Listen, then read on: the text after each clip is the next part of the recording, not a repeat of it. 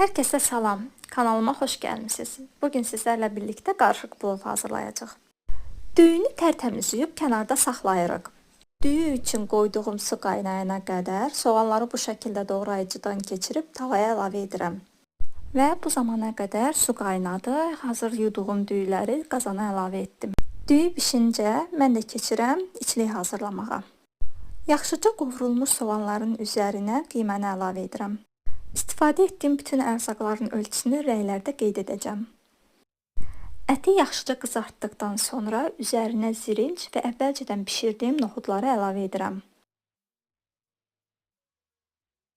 Bu zamana qədər düyü artıq hazır olur və mən keçirəm qazmağı hazırlamağa. Qazanın içərisinə birazca yağ əlavə edirəm və hazırladığım qazmağı qoyuram.